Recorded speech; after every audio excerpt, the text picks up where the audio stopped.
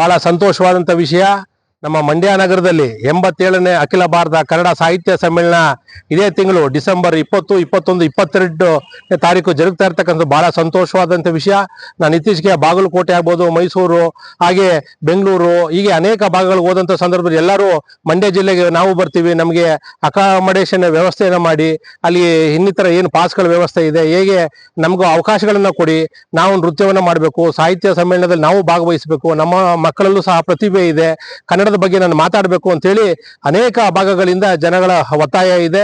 ಸಾಕಷ್ಟು ಜನ ಉತ್ಸಾಹದಿಂದ ಬರುವಂತಹ ನಿರೀಕ್ಷೆ ಇದೆ. ಆ ನಿಟ್ಟಿನಲ್ಲಿ ನಮ್ಮ ಜಿಲ್ಲೆಯ ಉಸ್ತುವಾರಿ ಸಚಿವರಾಗ್ಬೋದು, ಶಾಸಕರಾಗ್ಬೋದು, ಮೊನ್ನೆ ಜಿಲ್ಲಾಧಿಕಾರಿಗಳಾಗ್ಬೋದು, ಎಲ್ಲದಕ್ಕಿಂತ ಹೆಚ್ಚಾಗಿ ನಮ್ಮ ನಾಡೋಜ ಮಹೇಶ್ ಜೋಶಿ ಅವರಾಗ್ಬೋದು, ಹೀಗೆ ನಮ್ಮ ಮಂಡ್ಯ ಜಿಲ್ಲೆಯ ಎಲ್ಲ ಕನ್ನಡ ಸಾಹಿತ್ಯ ಪರಿಷತ್ತಿನ ಎಲ್ಲ ಪದಾಧಿಕಾರಿಗಳು ದಿನದ 24 ಗಂಟೆ ಕಳೆದ 2-3 ತಿಂಗಳಿಂದ ನಿರಂತರವಾಗಿ ಕಾಯಕವನ್ನ ಮಾಡ್ತಾ ಇದ್ದಾರೆ. ಹಂಗಾಗಿ ಸಮಸ್ತ ನಾಡಿನ ಜನತೆಯಲ್ಲಿ ನಾನು ಅಖಂಡ ಕರ್ನಾಟಕ ರಕ್ಷಣಾ ಸೇವಾ ದಳದ ರಾಜ್ಯ ಕಾನೂನು ಘಟಕದ ಅಧ್ಯಕ್ಷನಾಗಿ ಹಾಗೂ ನಮ್ಮ ಕನ್ನಡ ಸಾಹಿತ್ಯ ಪರಿಷತ್ತಿನ ಜಿಲ್ಲಾ ಕಮಿಟಿನಲ್ಲಿ ಸಹ ನಾನು ಪದಾಧಿಕಾರಿಯಾಗಿ ನಾನು ಪ್ರತಿಯೊಬ್ಬ ಸಮಸ್ತ ನಾಡಿನ ಜನತೆ, ಹಾಗೆ ಎಲ್ಲ ಶಿಕ್ಷಕರಾಗ್ಬೋದು, ರೈತಾಪಿ ವರ್ಗ ಆಗ್ಬೋದು, ಮಹಿಳೆಯರಾಗ್ಬೋದು, ಪುರುಷರಾಗ್ಬೋದು, ವಿದ್ಯಾರ್ಥಿಗಳಾಗ್ಬೋದು, ಹಾಗೆ ಕೂಲಿ ಕಾರ್ಮಿಕರು, ಪ್ರತಿಯೊಬ್ಬ ಎಲ್ಲ ಸಮುದಾಯಗಳು ಏನು ಬಸವಣ್ಣವರು 770 ಸಮುದಾಯಗಳನ್ನ ಅನುಭವ ಮಂಟಪದಲ್ಲಿ ಸೇರಿ ಕನ್ನಡದಲ್ಲಿ ವಚನಗಳನ್ನು ಬರೆಯುವ ಮುಖಾಂತರ ಏನು ಹೆಚ್ಚು ಒತ್ತನ್ನು ಕೊಟ್ಟಿದ್ರು, ಅದೇ ರೀತಿಯಲ್ಲಿ ಎಲ್ಲ ಸಮುದಾಯದವರು, ಎಲ್ಲ ಧರ್ಮದವರು ಸಹ ಈ ಕನ್ನಡ ಸಾಹಿತ್ಯ ಪರಿಷತ್ಗೆ ಈ ಕಾರ್ಯಕ್ರಮಕ್ಕೆ ಭಾಗವಹಿಸುವ ಮುಖಾಂತರ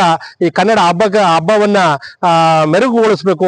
ತಮ್ಮ ಎಲ್ಲರ ಒಂದು ಉಪಸ್ಥಿತಿಯೇ ಒಂದು ಜನ ಇದ್ರೆ ಜಾತ್ರೆ ಅಂತ. ಹಂಗಾಗಿ ಎಲ್ಲರೂ ಸಹ ಸಮಸ್ತ ನಾಡಿನ ಜನತೆ ಸುಮಾರು ಒಂದೊಂದು ದಿವಸಕ್ಕೆ ಕಡಿಮೆ 5 ಲಕ್ಷ ಜನ ಅಂತ ಹೇಳಿದ್ರೆ ಸಾಕಷ್ಟು 3 ದಿವಸಕ್ಕೆ 15 ಲಕ್ಷಕ್ಕೂ ಹೆಚ್ಚು ಜನ ಸೇರುವಂತ ವ್ಯವಸ್ಥೆ ಆಗಬೇಕು. ಆ ನಿಟ್ಟಿನಲ್ಲಿ ಕಾರ್ಯಕ್ರಮ ಯಶಸ್ವಿ ಆಗಲಿ ಅಂತೇಳಿ ಭಗವಂತನಲ್ಲಿ ಹಾಗೂ ಸಮಸ್ತ ನಾಡಿನ ಜನತೆಯಲ್ಲಿ ಪ್ರಾರ್ಥನೆಯನ್ನ ಮಾಡ್ತೀನಿ.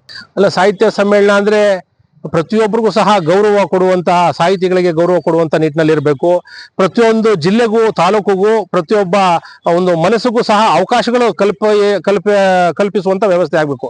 ಬೆಳಿಗ್ಗೆ 6 ಗಂಟೆಗೆ ಪ್ರಾರಂಭ ಆದ್ರೆ ರಾತ್ರಿ 12 ಗಂಟೆವರೆಗೆ ನಿರಂತರವಾಗಿ ಒಂದು ಕ್ಷಣವನ್ನು ಸಮಯವನ್ನು ವೇದಿಕೆಯಲ್ಲಿ ವೇಸ್ಟ್ ಮಾಡದೆ ಪ್ರತಿಯೊಂದು ಜಿಲ್ಲೆ, ತಾಲೂಕು, ಪ್ರತಿಯೊಂದು ವರ್ಗಕ್ಕೂ, ಶಿಕ್ಷಕರಿಗಾಗ್ಬೋದು, ವಕೀಲರುಗಳಿಗಾಗ್ಬೋದು, ನ್ಯಾಯಮೂರ್ತಿಗಳಿಗಾಗ್ಬೋದು, ಈಗ ನಮ್ಮ ಮಂಡ್ಯ ನಗರದ ಸಹ ಅನೇಕ ನ್ಯಾಯಾಧೀಶರು ಕೇಳಿದ್ರು ಕನ್ನಡ ಸಾಹಿತ್ಯ ಪರಿಷತ್ತಲ್ಲಿ ನಮ್ಮದೇ ಒಂದು ಜನಸಾಮಾನ್ಯರಿಗೆ ಕಾನೂನು ಅರಿವು ಮತ್ತು ನೆರವು ಅಂತಕ್ಕಂಥ ಒಂದು ಕಾರ್ಯಕ್ರಮವನ್ನು ಇಡೋಣ, ಲಕ್ಷಾಂತರ ಜನ ಬರ್ತಾರೆ, ಹಾಗೆ ನಮ್ಮ ಹೈಕೋರ್ಟಿನ ನ್ಯಾಯಮೂರ್ತಿಗಳನ್ನ ಕರೆಯೋಣ, ಸುಪ್ರೀಂ ಕೋರ್ಟ್ ನ್ಯಾಯಮೂರ್ತಿಗಳನ್ನ ಕರೆಯೋಣ ಅಂತಕ್ಕಂಥ ಮಾತನ್ನು ಸಹ ನಮ್ಮ ಜಿಲ್ಲಾ ಕಾನೂನು ಸೇವೆಗಳ ಪ್ರಾಧಿಕಾರದ ನ್ಯಾಯಾಧೀಶರು ಹೇಳಿದ್ರು.